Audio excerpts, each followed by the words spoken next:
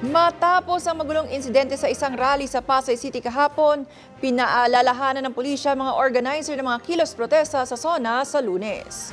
May ulat si Allen Ibanez mula sa Camp Crame.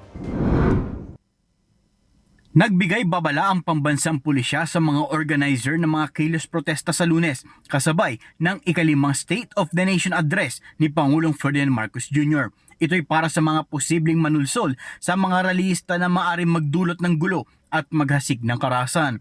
Ayon kay PNP Chief General Jose Melencio Nartates Jr., dapat maging alerto at mapagmatsyag ang mga organizer upang hindi mahaluan ng mga instigador ang kanilang hanay. Bilang paghahanda, inatasan ng PNP Chief ang mga pulis na nakadeploy sa seguridad ng SONA na ipatupad ang maximum tolerance, sundin ang mga itinakdang crowd management protocol at igalang ang karapatang pantao sa buong operasyon.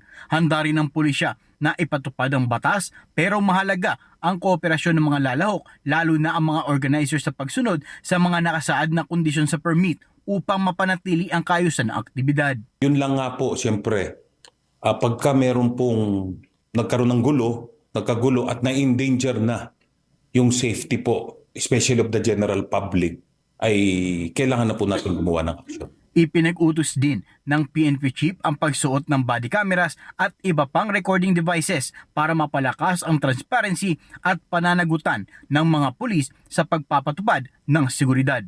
Mula sa Campo Crame, ako si Allen Ibanez Segulat para sa DATV News. Maraming salamat sa iyo, Allen Ibanez.